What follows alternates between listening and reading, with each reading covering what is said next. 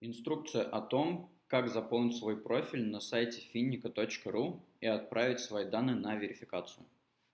Для этого нам нужно войти в свой личный кабинет. Далее пройти в раздел «Настройки». После чего мы увидим вот таких вот два раздела. Это раздел «Профиль» и «Паспортные данные». Нам необходимо перейти в раздел «Паспортные данные». Сейчас мы рассмотрим то, что у нас верификация была отклонена, с причиной прикрепить фотографии документа согласно приложенным примерам. Если у вас с первого раза не получилось пройти верификацию, я вам сейчас покажу, как это сделать. Нужно нажать кнопочку «Верифицировать». Далее вбиваем свои данные.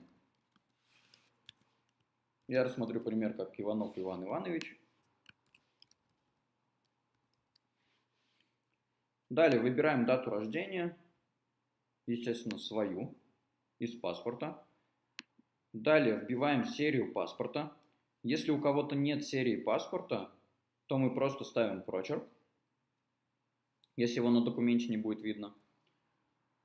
Ну а для тех, у кого видно, мы обычно пишем 4 цифры. Далее вбиваем номер паспорта, он должен быть у всех. Пишем, кем выдан паспорт, полностью пишем, я напишу только ОФМС. Выбираем дату выдачи паспорта и вписываем код подразделения. У кого-то этого кода подразделения нет, можно также поставить прочерк.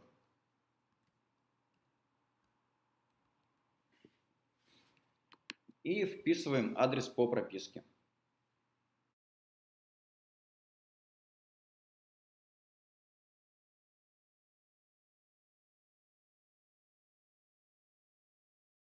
Вбили все данные. Далее нам необходимо прикрепить фотографии наших документов. Первая фотография прикрепляется полным оборотом документа, чтобы четко было видно фамилию, имя, отчество и все данные паспорта. То есть нужно, чтобы видно было номер паспорта, серию паспорта и также кем выдан паспорт. И также когда выдан паспорт. И, естественно, фамилию, имя, отчество, чтобы тоже было видно. Нажимаем «Прикрепить фото». Выбираем фотографию. Она у нас вставилась, прикрепилась. Далее фото с паспортом, как показано на рисунке ниже. Объясню, что означает этот рисунок. Вам нужно будет сфотографироваться с паспортом в руках, чтобы также четко было видно ваше лицо и фотографию паспорта. Ну и также, возможно, получится сфотографироваться, чтобы были видны данные. Далее нажимаем «Прикрепить фотографию». Выбираем фотографию и нажимаем кнопочку «Отправить». Далее у нас появляется такое окошечко «Согласен на обработку персональных данных». Нажимаем кнопочку «Согласен».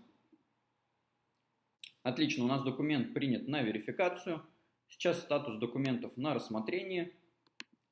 Данная заявка рассматривается в течение 24-48 часов. На этом у меня все. Спасибо.